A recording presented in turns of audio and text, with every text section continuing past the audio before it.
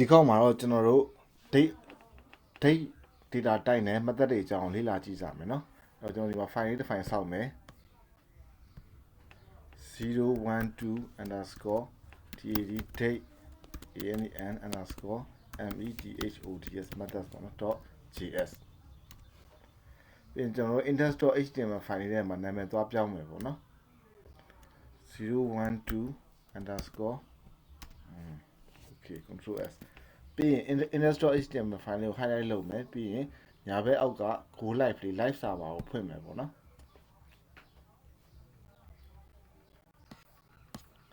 ပြီးရင် right click inspect ပြီးရင် console ပေါ့နော်ပြီးရင် reload ဘာမှမရှိသေးဘူးပေါ့နော်အဲ့တော့ကျွန်တော်တို့ပထမစမှာ date ကို current date and time ကိုဖမ်းမှာပေါ့နော်current date and time ပေါ့ current date and time ကိုဖမ်းနေလို့ရှိရင်ကျွန်တော်ဘယ်လိုဖမ်းလဲဆိုရင် c1st const date equal and new date dg ပေါ့နော် dg နဲ့ဖမ်းရတယ်ပေါ့နော်ဒါဆိုရင် c1st console.log dad date ဆိုလို့ရှိရင်ကျွန်တော် current date and time လေးကိုပြပေးနေမှာပေါ့နော် control s ရင်သွားကြည့်မယ်ဒါဆိုလို့ရှိရင် current date and time ကိုသူပြနေပြီပေါ့နော်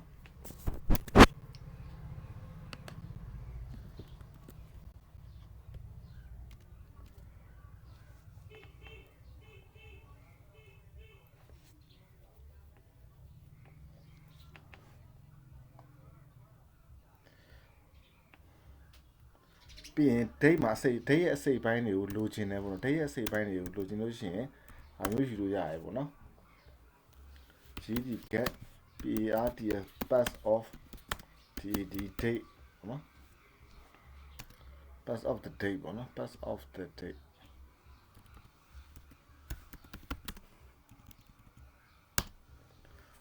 date ကိုဖမ်းမယ် dad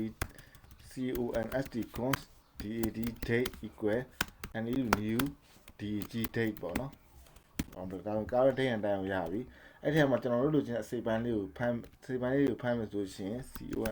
console.log dad date.gdget full year ပေါ့နော်ဒါဆိုရင် तू ကရောက်နေတဲ့ခုနှစ်ကိုပဲကွက်ပြီးတော့ပြပေးမှာပေါ့နော် console.date.get full year round bracket ကြံခဲ့ရနော်အားလေးမမေ့ပါနဲ့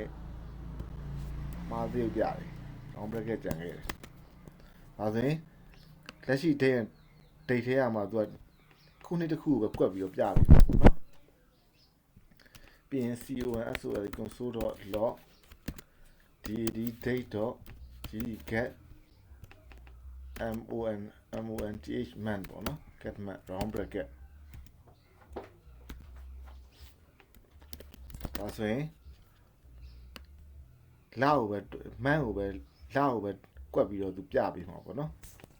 အဲ့လိုဆွဲထုတ်လို့ရတယ်ဆွဲပြီးတော့ယူလို့ရတယ်ပေါ့နော် date ရဲ့အစိပ်ပိုင်းတွေကိုပြီးရင် console.log dad date.gdget day ပေါ့နော် round bracket ဒါဆိုရင် day ကိုကွက်ပြီးတော့ပြပြီးတော့ day ဆိုရင် day ကဘယ်ကစလဲဆိုလို့ရှိရင်0ကနေစတယ်ပေါ့နော် Sunday က0 Monday က2ပေါ့နော်3ဖြစ်တဲ့အတွက်ခုဟာကဗုဒ္ဓဟူးနေ့ပေါ့နော်0ဆိုတော့0 1 2 3ပေါ့နော်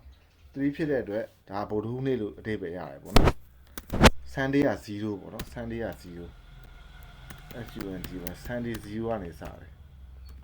MONDY Monday က1ပေါ့နော်ဒါမျိုးပေါ့နော်ပြီးဒီမှာတစ်ခုကြံခဲ့တာက console.log dad date.gdget dad date ပေါ့နော် round bracket အဲဒီဒီနေရာမှာ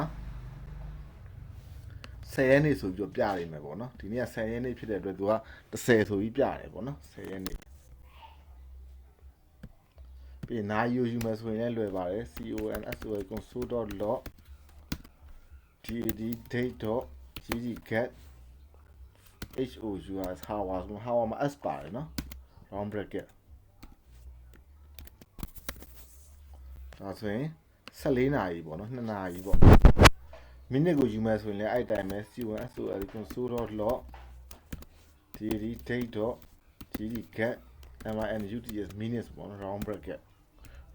လေးကြံခဲ့ပါစေနဲ့ဒါဆိုရင်လက်ရှိ minute ပေါ့နော်3မိနစ်2နာရီနဲ့3မိနစ်ရှိပြီပေါ့နော်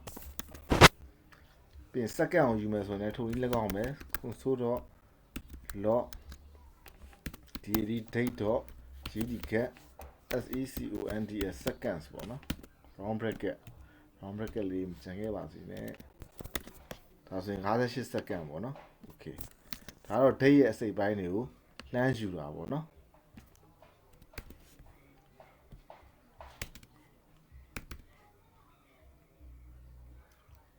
ပြီးရင် date ရဲ့အစိပ်ပိုင်းတွေကိုကိုယ်စိတ်ကြိုက် customize လုပ်တာပေါ့နော်သူက sed set parts pass of the dd date ပေါ့နော်အဲ့တော့လှမ်းဖမ်းမယ် c1 sd const dd date equal new dd date ပေါ့နော် date မှာ dd ပေါ့နော်ပြီးရင် dd date con console.log dd date.sed set full year ပေါ့နော် set full year အဲ့ထဲမှာဗာထည့်ပြီးလို့ဆိုရင်2030လို့ထည့်လိုက်မယ်ဒါဆိုရင်ကိုသတ်မှတ်ထားတဲ့အတိုင်းခုနှစ်ဒီset full year 2030set full year ပေါ့နော် set date.set full year 2030อ๋อ sorry ကုန်စုတော့လည်းမထုတ်ဘူးเนาะဒီတိုင်းထုတ်လိုက် const date let date နဲ့ထုတ်လိုက်သူကပြောင်းမှဖြစ်တဲ့အတွက် let date const နဲ့ဆိုရင်ပြောင်းလို့မရဘူးเนาะပြောင်းမှဖြစ်တဲ့အတွက် dd date.sed set full year round bracket 2030ပေါ့เนาะပြီးရင် UTC မဟုတ်ဘူးเนาะ full year ပဲပြီးရင် dd date.sed set month map set map က0ပေါ့နော်0ကစတယ် January 0 JANUAR January ဆိုရင်0ပေါ့နော် FEBRUAR February ဆိုရင်1ပေါ့နော်ဒီမှာ day မှာကြတော့ Sunday က0ပေါ့နော် month မှာကြတော့ January က0ပေါ့နော်ဒီ0ကစတယ်ပြီးရင်ဒီ date.sed set date ပေါ့ set date ကတရက်နေပေါ့နော်ပြီး console.log ထုတ်ကြည့်မယ် c1 ဆိုရင် console.log ဒီ date ကိုပြောင်းလိုက်တာเนาะဒီမှာလက်နဲ့ပေးထားတဲ့ date value တွေကိုပြောင်းလိုက်တာ console.log dad date control s ပါကြည့်မယ်ဒါဆိုလို့ရှိရင်ဒီမှာအင်္ဂါနေ့တလပိုင်း1ရက်2030ခုနှစ်ကိုရောက်သွားပြီပေါ့နော်တခြား hour တွေ minute တွေ second တွေပြောင်းခြင်းလဲအဲ့တိုင်းပြောင်းလို့ရတယ်ပေါ့နော် set hour set minute set second ဆိုပြောင်းလို့ရတယ်ပေါ့နော်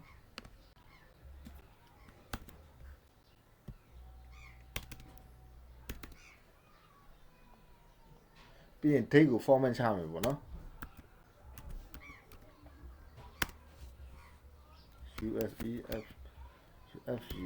useful dd date format ပေါ့နော် date format နေအဓိကတော့ string ပြောင်းတာပါပဲเนาะ date ကို string ပြောင်းတာ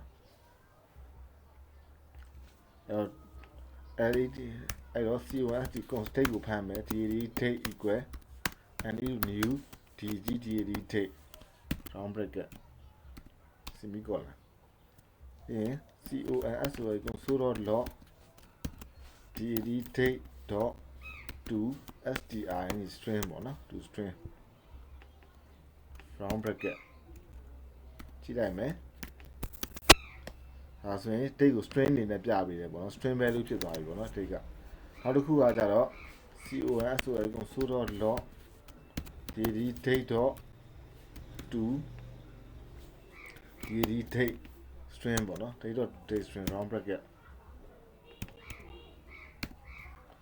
ဘောဟာကိုဖြောက်လိုက်မယ် string ပေါ့နော် to date string ဆိုရင်ဒီ format လေးနဲ့ပြပေးတယ်ပေါ့နော်ဒီ format လေးနဲ့ပြပေးတယ်ခုနကတခုပြလာခြင်းမတူဘူးเนาะသူ format လိုက်ပေါ့ပြီးရင် console.log to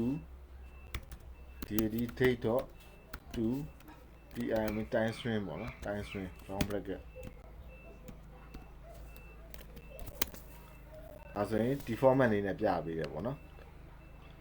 ကိုယ့်အကိုကြိုက်နေတဲ့ format ကိုယူသုံးပေါ့နော်ပြောင်းပြီးတော့သုံးပေါ့ဒါ format ရေးနည်းတွေကိုပြနေတာပေါ့နော်to string တို့ to date string တို့ to time string တို့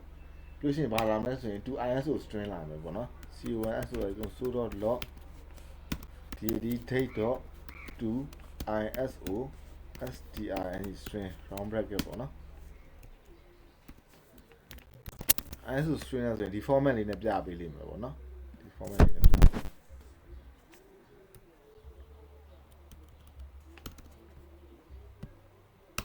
ပြီးရင် console.log daily date.to locate string ပေါ့နော် to locate string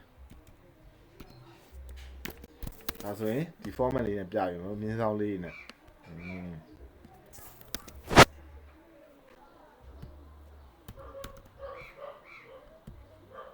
ပြီးရင် console.log to locate daily date string ပေါ့နော် round bracket မကြံခဲ့ပါစေနဲ့ to locate date string is not defined တော့ဒီမှာလေ date ကြံခဲ့တယ် daily date dot to locate date string ဖြစ်တယ်နော်ကြံခဲ့ပါစေနဲ့ဒါဆိုရင် date လေးကိုမြင်းဆောင်နဲ့ကွက်ပြီးပြပြီးမှာပေါ့နော်ပြီးရင် console.log daily date.to locate time string ပေါ့နော် round bracket date တော့လေးမကြံခဲ့စီနဲ့ round bracket မကြံခဲ့စီနဲ့ပေါ့နော်ဒါဆိုရင် time ကိုဒီ format လေးနဲ့သူပြပြီးမှာပေါ့နော်